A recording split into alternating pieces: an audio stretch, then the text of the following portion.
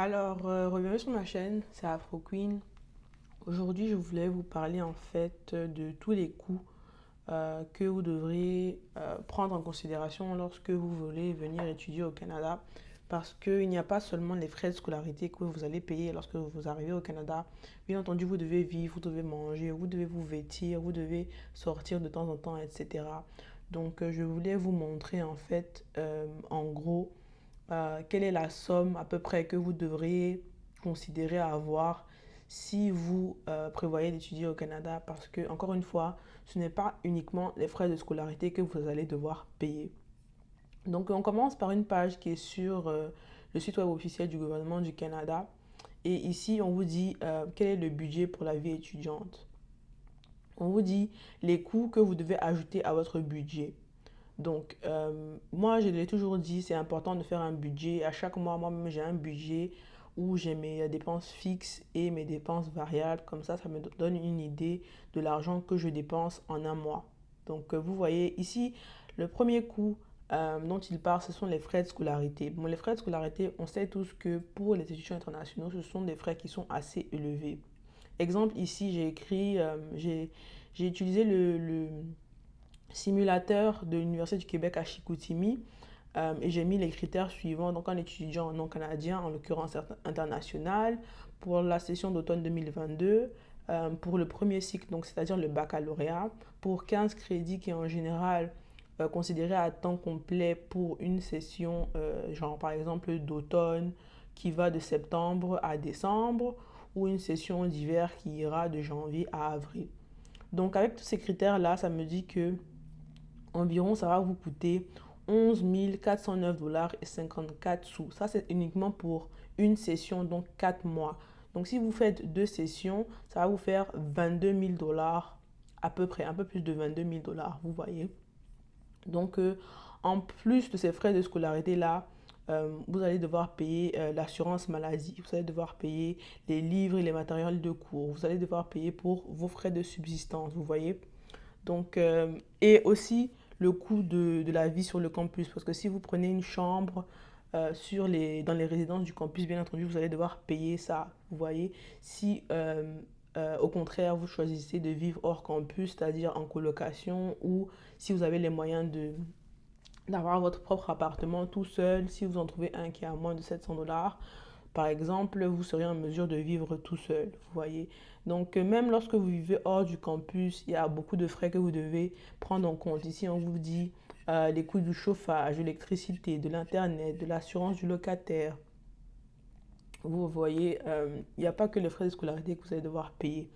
On vous dit les coûts des repas, parce que bien entendu, vous devez manger tous les jours. Et en l'occurrence, en majorité, les gens mangent 3 fois par jour. Et de nos jours, ça coûte cher si vous mangez dehors tous les jours, non seulement, mais également ça coûte cher de faire les courses. Avec 100 dollars, vous pouvez presque rien acheter de nos jours à cause de l'inflation. Comme vous êtes au courant que les prix ont augmenté partout. Et vraiment, ça frappe le Canada très fortement. Manger à la maison, à l'extérieur, ce sera toujours plus cher qu'à la maison. Mais même manger à la maison, ça revient cher de nos jours. En plus de vos repas, vous allez devoir prendre en considération les transports. Les transports, si vous êtes étudiant en général, vous avez droit à une réduction. Il me semble que la passe d'autobus à Montréal, c'est 54 dollars par mois environ, une cinquantaine de dollars. Dans la province de l'Ontario, en l'occurrence à Ottawa, je pense que vous payez un 400 dollars en une fois pour 8 mois. Donc ça vous revient à peu près, je pense, à moins de 60 dollars également par mois. Vous devez également prendre en considération vos frais de divertissement. Par exemple, si vous voulez sortir, aller au cinéma, restaurant, je ne sais pas, une activité avec vos amis. Vous êtes là pour étudier, certes, mais vous devez aussi vous divertir. Ça fait partie de la vie. Vous ne pouvez pas juste étudier, étudier, étudier, étudier. Vous allez devenir fou. Il faut de temps en temps se divertir, se blaguer un peu et sortir juste pour changer d'air, pour se ressourcer, pour avoir une pause. C'est normal de se divertir de temps en temps, on est tous des humains.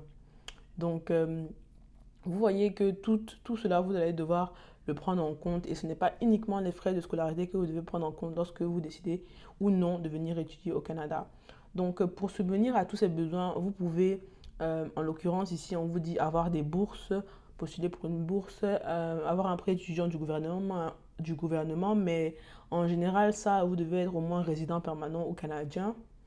Euh, Vous pouvez avoir une marge de crédit. Je pense qu'une marge de crédit est disponible pour les étudiants internationaux, si je ne dis pas de bêtises. Vous pouvez également avoir un job, mais le job étudiant, avec la limite de 20 heures qu'on vous impose lorsque vous êtes sur un permis d'études, ne va pas vraiment réellement vous permettre de payer vos frais de scolarité, par exemple. Ça va vous permettre de subvenir à vos autres besoins, comme par exemple sortir de temps en temps, faire les courses, payer votre internet, payer l'électricité, les choses comme ça. Un job étudiant, ça peut s'en occuper. Mais les frais de scolarité, considérant que c'est 10 000 minimum par session, c'est vraiment, je dirais presque impossible de pouvoir payer soi-même ces frais de scolarité. Et il ne faut pas également oublier qu'en tant qu'étudiant, si vous faites vos déclarations à chaque année, vous aurez droit à des déductions et à des crédits d'impôt pour beaucoup de choses comme les frais de scolarité, les livres, vos transports en commun et les intérêts sur vos prêts étudiants. Donc là, on a fini avec la page de canada.ca. On va s'intéresser juste pour comparer en fait à ce que le Québec précisément dit sur les coûts des études et de la vie au Québec. Donc, bien entendu, et également, ils disent que la première chose que vous devez prendre en compte, c'est les droits de scolarité. Euh, En général, les droits de scolarité de la province du Québec seront un peu plus faibles, bien qu'ils restent quand même élevés lorsque vous êtes étudiant international. Également, eux aussi, ils parlent des coûts des transports. Encore une fois, il faut prendre ça en considération, dépendamment de la ville où vous vous trouvez. Les frais de subsistance. Eux, ils disent que les frais de subsistance couvrent les dépenses de la vie courante au Québec.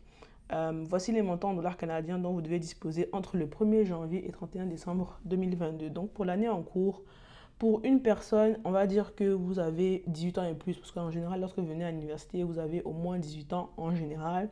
On vous dit que vous aurez besoin de 13 481 dollars en moyenne. Si vous êtes plus d'une personne, donc vous êtes deux personnes, c'est 19 000, environ 20 000 dollars, etc., etc. Donc si vous prenez les 13 481 dollars pour une année et que vous y ajoutez les 11 000 par session, donc disons que vous faites deux sessions, ça fait 22 000 plus 11 000, ou pardon, plus 13 000, vous arrivez, bref, les mathématiques et moi, 22 et 13, ça fait 35 000. Disons, on arrondit ça à 35 000. Vous aurez au minimum besoin de 35 000 dollars canadiens si vous êtes une personne seule et que vous voulez payer et vos frais de scolarité et vos frais de subsistance, vous voyez. Et on vous dit que pour la première année, vos frais d'installation vont être de 500 dollars canadiens, ce qui vraiment est très général parce que ça dépend si vous êtes en résidence, si vous prenez votre propre appartement, si vous êtes en colocation. Parce que si par exemple vous décidez d'être en appartement tout seul et disons que vous avez un petit studio de 700 dollars, vous allez quand même devoir payer vos meubles. Payer les meubles, ça revient cher. Et vraiment s'installer au Canada de zéro, c'est-à-dire n'ayant rien du tout, ça va vous revenir à plus de 500 dollars canadiens, je vous l'assure.